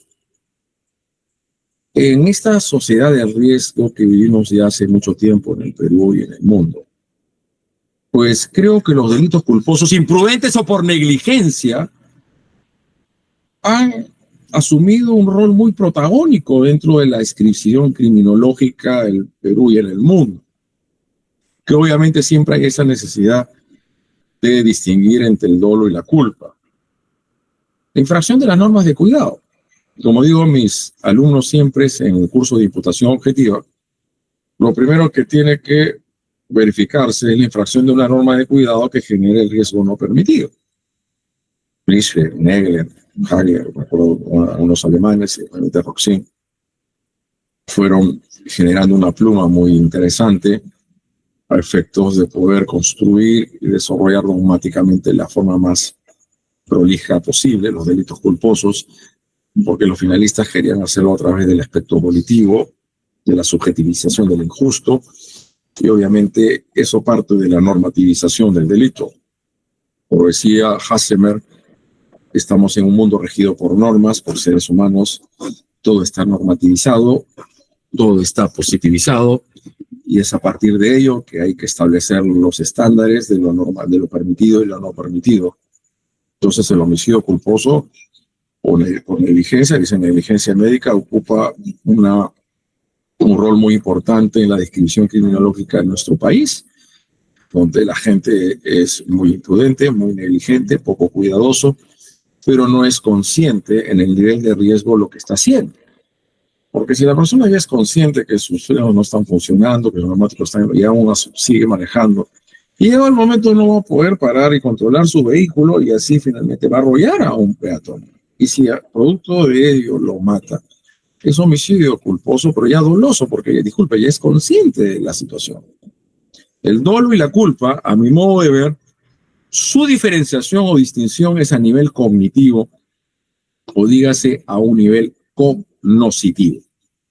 Mientras la persona es más consciente que su comportamiento está generando un riesgo no permitido y ese es el que incide, desemboca o tiene como un desenlace en la fatalidad de la lesión o la puesta en peligro de un bien jurídico, pues está actuando de manera dolosa y ya no está en el baremo de la culpa, ya no está ahí, ya se situó en el otro nivel que es el dolo por el nivel de conciencia del riesgo que está generando con su conducta, ¿no? Entonces es el homicidio culposo y ahí viene un punto muy importante que siempre tenemos que tener en cuenta. En el caso de los delitos culposos, y hay una casación 912-2016, la libertad es la siguiente, que no hay tentativa de los delitos culposos. ¿Cuál es la tentativa del delito? ¿Por qué en los delitos culposos no es admisible la tentativa? Por carecer del factor o el elemento intelectivo. porque dice la tentativa, aquel que decidió cometer un delito no llega a consumarlo por motivos ajenos a su voluntad. Entonces, esto quiere decir que no va a existir el elemento intelectual en la culpa o la negligencia o imprudencia. Los españoles, en el Código Penal de 1995, optaron por utilizar la terminología imprudencia. Entonces, a través de eso decimos lo siguiente: no puede haber tentativa. Si la persona no murió, serán lesiones culposas graves. Cuando recién muera, será homicidio culposo. Si muere en plena audiencia de juicio oral, vamos a ver qué podemos hacer con la tipificación, o muere en segunda instancia. Los cambios en las tipificaciones siempre tienen que ir de la mano con las garantías del debido proceso, los derechos de defensa y contradicción. Entonces, la historia del homicidio culposo parte de una estructura que es parecida al doloso en su aspecto objetivo. La diferencia entre el homicidio doloso con el culposo, evidentemente, es el aspecto subjetivo. El nivel de conciencia que tiene la gente sobre el riesgo que ha generado con su conducta, que ha significado la lesión o la puesta en peligro de un bien jurídico. Entonces, las lesiones culposas graves, leves, cuando son graves, obviamente es acción penal pública, tiene que ser muy leve cuando sea, para que sea acción penal privada. Este es el homicidio culposo, que recibe penas altísimas de 4 a 8, cuando, bueno, no sé si puedo decir altísimas, cuando el agente está conduciendo un vehículo automotor bajo la influencia del alcohol o las sustancias o sustancias psicotrópicas. Huguito, ¿tienes por ahí las diapositivas sobre homicidio culposo, por favor? Ok, pero ahora les pongo. Hay algo que también les quiero transmitir como una reflexión, un análisis. Y yo digo lo siguiente: mucho se habla de accidentes de tránsito. Los accidentes tal vez son cuestiones fortuitas, ¿no? Que no hay mayor grado de conciencia de lo que se está haciendo, o por ciertas situaciones que se suscitan, ¿no? Y que se pueden suscitar en diversas actividades humanas. Entonces, vuelvo a reiterar lo que sucede en el tráfico, en el tránsito vario, el tráfico rodado, dicen en otros países, es lo que significa la infracción de una norma de cuidado, y que implica la generación de un riesgo no permitido, ¿no? Un riesgo no permitido. Entonces, digo yo, cuando ya es un homicidio culposo o lesiones culposas, ¿podemos seguir hablando de un accidente? O fortuito, tal vez un accidente. Mientras que el suceso tenga dominibilidad y controlabilidad del ser humano, y mientras que haya infringido una norma de cuidado, y estamos ante una figura delictiva, y digo yo, considero, en todo caso ustedes pueden tener una posición distinta, eso ya nos lleva más a un delito, y no podemos hablar de accidente. En los delitos culposos en particular, en el homicidio, el juicio de tipicidad objetiva debe realizarse con base a criterios de imputación objetiva. ¿Riesgo permitido o no permitido? Cuando English en 1930 dijo lo siguiente: lo que hay que identificar es la infracción de una norma de cuidado. La infracción de una norma de cuidado que genera el riesgo no permitido. El análisis de la tipicidad objetiva, tanto en el delito doloso como el culposo, parte de la misma premisa. Esto es, de la infracción de una norma de cuidado que genera un riesgo. ¿Dónde vemos el cambio? Obviamente en la tipicidad subjetiva. En la tipicidad subjetiva. Si la acusación es por homicidio culposo en el contexto de la actividad médica, estos criterios permitirán establecer si el resultado dañoso, lesivo, como lo queramos llamar, puede imputarse objetivamente a una conducta como consecuencia de la vulneración del deber de cuidado objetivado en la lex artis. A lo siguiente, por favor. Hugo, por favor, si podemos seguir pasando las diapositivas. En la Lex Artis encontramos ciertos términos, contenido semántico, flexibilidad, ámbito de aplicación, naturaleza normativa, sentido práctico, deontológico, carácter dinámico, aplicación relativa, regulatividades inherentes a la actividad médica, finalidad benefactora, enfocado al método y no en los resultados. Siguiente, por favor, creo que hacemos un poco este caso del homicidio en la negligencia. Siempre se habla de la negligencia médica. Se procedió a observar al acusado y se limitó a explicar su decisión en función al criterio de culpabilidad, pudiendo desarrollar con anterioridad el juicio de tipicidad objetiva sobre la observancia de la norma de cuidado en lo que se refiere a la Lex Artis ad hoc. Y yo les hago la siguiente pregunta. ¿Qué analizan ustedes primero? ¿Lo objetivo o lo subjetivo?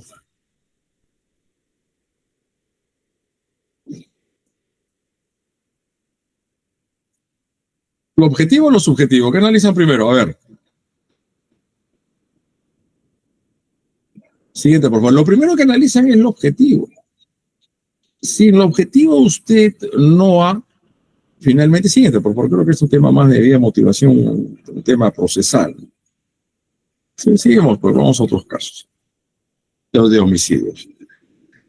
Si usted analiza que en la tipicidad objetiva no hay un riesgo no permitido que se haya generado por la conducta del autor, ya no es necesario ir al aspecto subjetivo de la persona.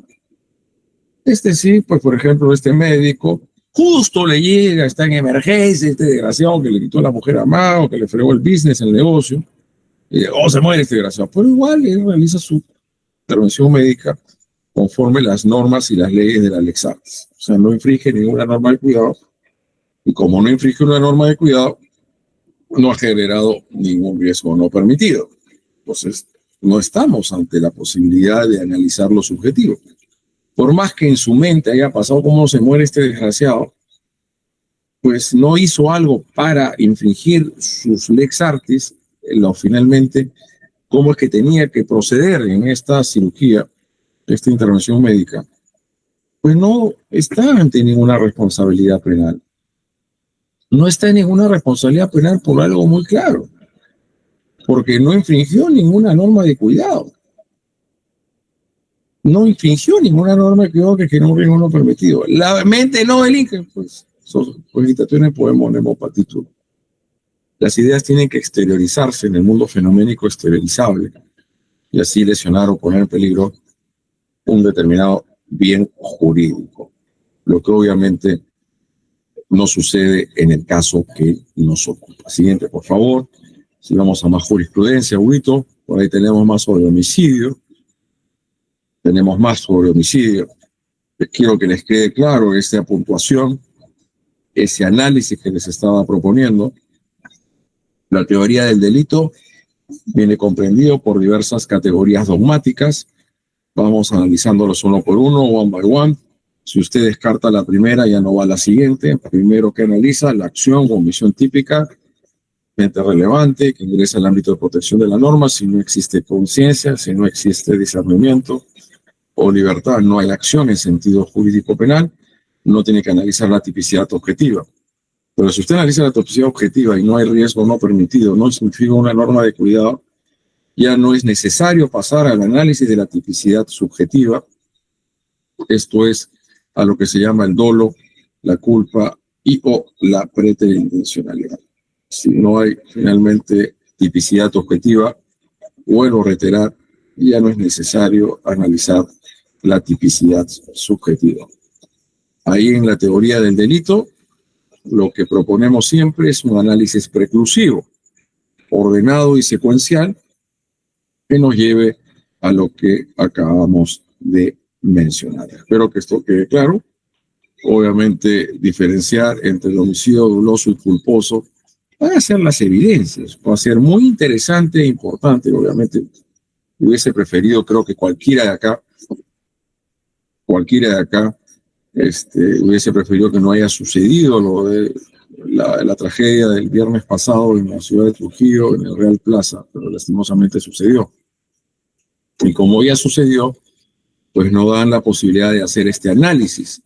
Entonces veremos en la secuencia investigativa de estas pesquisas que se vaya a realizar de parte del Ministerio Público y la Policía, si es que llegamos finalmente a una inferencia razonable de que existe homicidio doloso o homicidio culposo. Podríamos cambiar otro, hay un tema de alevosía, Hugo, por favor. Me parece que hay una diapositiva sobre alevosía.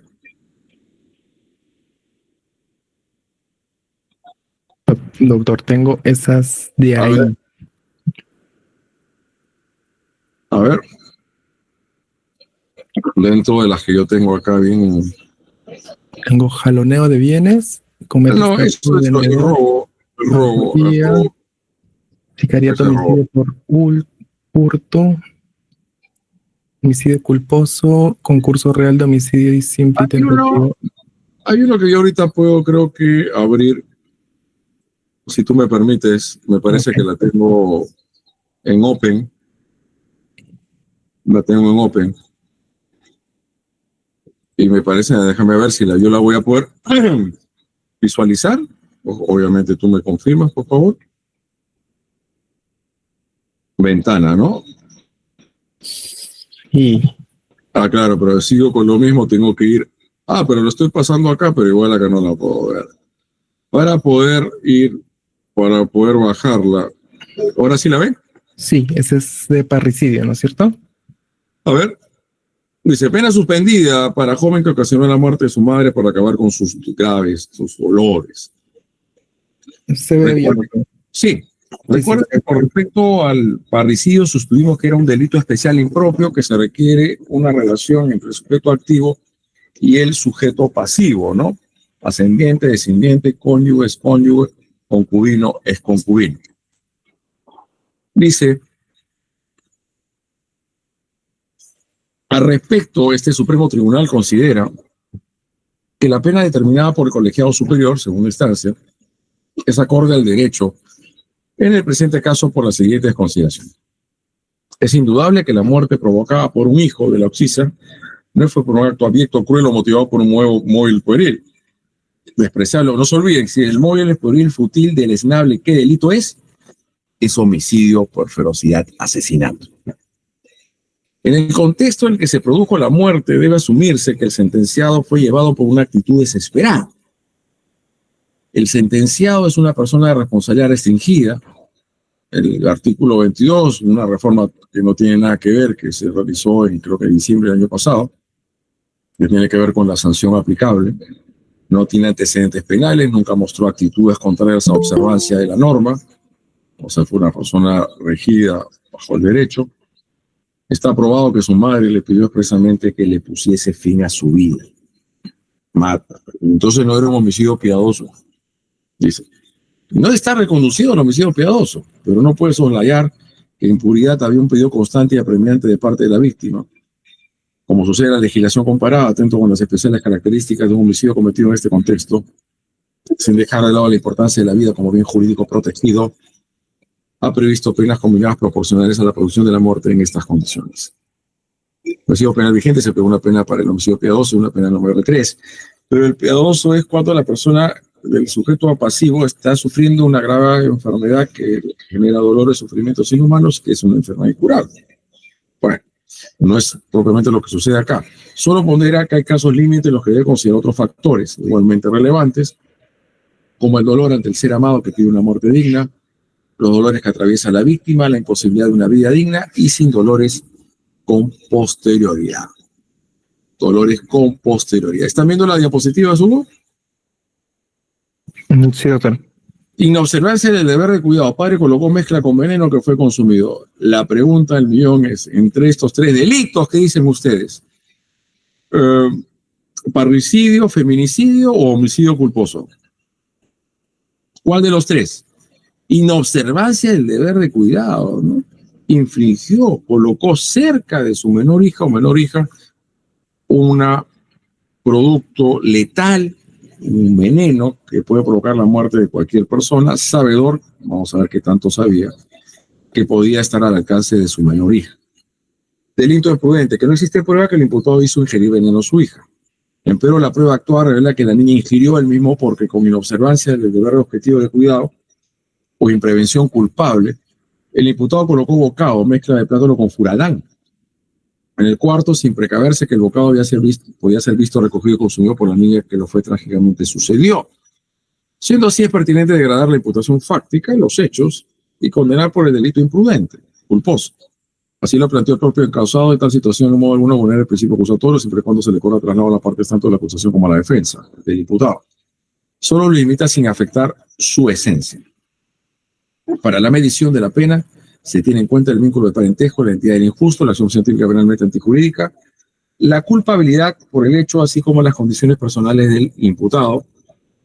Pues obvio que tenemos que tomar en cuenta que en la determinación de la pena se tiene que hacer un análisis de las condiciones personales de la persona que cometió el delito como autor o partícipe, ¿no? La culpabilidad es un reproche personal que recae sobre una persona por haber cometido pese a que tenía la posibilidad de no haberlo hecho, pero que lastimosamente optó por hacerlo. Entonces, lo que puede cambiarse es la tipificación y no los hechos. Supuestamente acá la prueba actuada definía que hubo una inobservancia al deber de cuidado, el padre fue negligente, fue nada cuidadoso, fue imprudente, y esto significó que no era consciente, no deliberado, bueno, no llevó claro el tema del dolo eventual, ¿no? Puede generar bastante discusión y debate sobre este tema. Por lo tanto, ahí se degrada la imputación jurídica y no fáctica. Lo que puede cambiarse es la tipificación. Lo que no puede variarse o modificarse son los hechos, materia de incriminación, el relato histórico. Otra cosa es una acusación complementaria que puede darse en algunos casos, que es lo que estamos comentando en este momento. ¿Ok? Acá estábamos entonces, teníamos otro ejemplito más, no sé si, no, disculpen. Estábamos acá, ¿no? El delito imprudente, contenido en homicidio por lucro, avencia mesa, por ferocidad, ¿no? En el caso de avencia mesa, no sé si recuerdan ustedes la folclórica que todavía está purgando carcelería, Alicia Delgado era su pareja, lesbiana, obviamente cada quien tiene derecho a hacer su seriedad lo que le da la gana, que nadie va a reprochar esto. Entonces supuestamente ella le estaba haciendo infiel con el arpista, con un hombre, y ella habría contratado a Guamachura, que era su personal de seguridad, para que la mate a Alicia Delgado. En el año en que se produjo esta muerte, este asesinato, todavía no estaba regulado el delito de sicariato en el 108C de la parte especial del Código Penal. Todavía no estaba regulado. Entonces había que aplicar el asesinato por lucro. El asesinato por lucro es lo mismo que el sicariato. Acuérdense lo siguiente, en el sicariato y el asesinato han de haber siempre 3 personas. Puede haber 4, pero sobre todo 3. El que encarga, el contratante, el asalariado, el contratado, sicario, el tercero la víctima. ¿Quién tiene el dominio del hecho en el sicariato? El que ejecuta la muerte, el sicario. El otro no, porque si una persona le entrega un dinero a otra persona, lo contrata para que mate a un tercero y este no mata ni una mosca ni nada, no creo que lo pueda denunciar por delito de estafa. En ese caso, el de Alicia Delgado, Avencia Mesa, obviamente no había todavía sicariato, sino era el 108 de la parte especial del Código Penal, delito de asesinato. Y supongamos si ella ya estuviese, y también tampoco no estaba vigente el delito de feminicidio, el de feminicidio.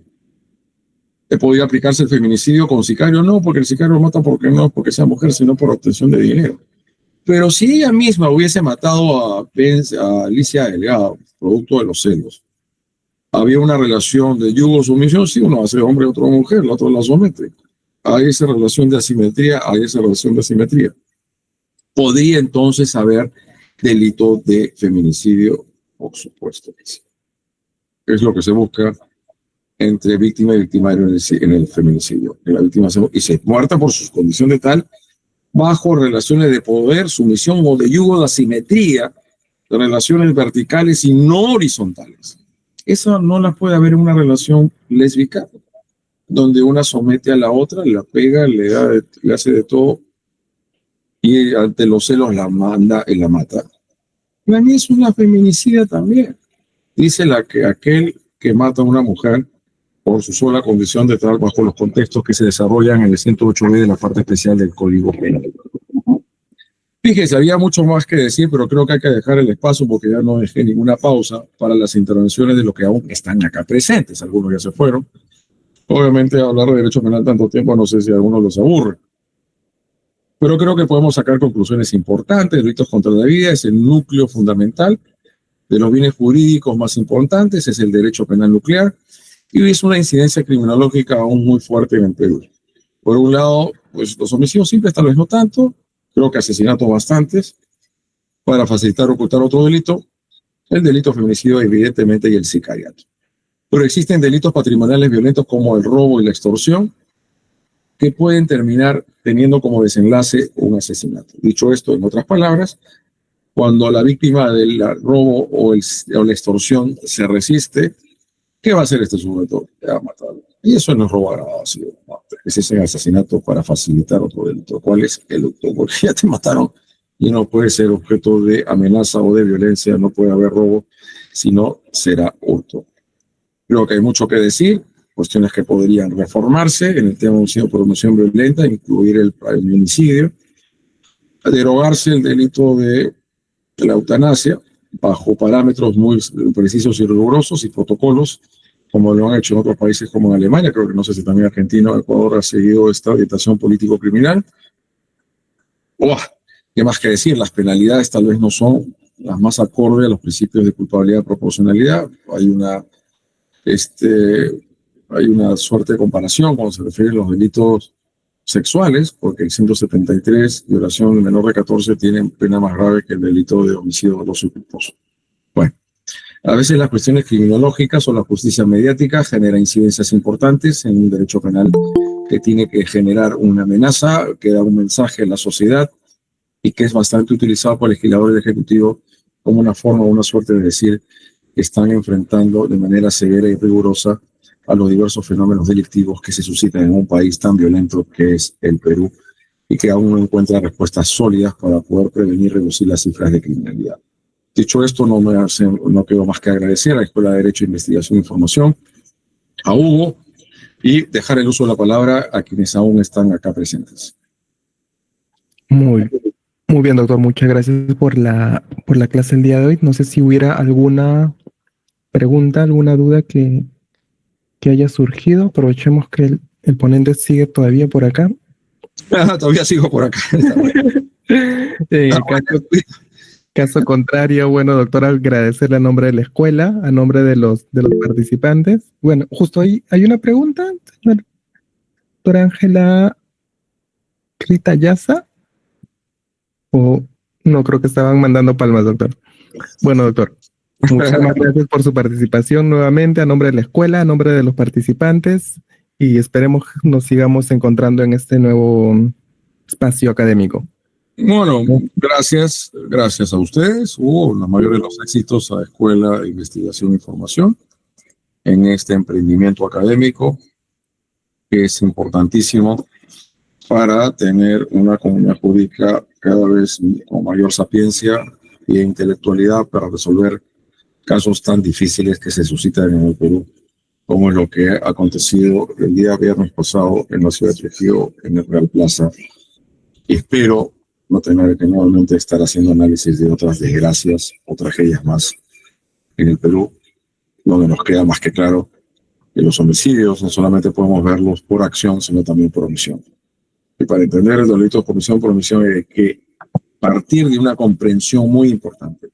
El delito tiene un aspecto social, personal y normativo. Un fuerte abrazo para todos. Será hasta una próxima. Muchas gracias. Damos por terminada la sesión. Permiso.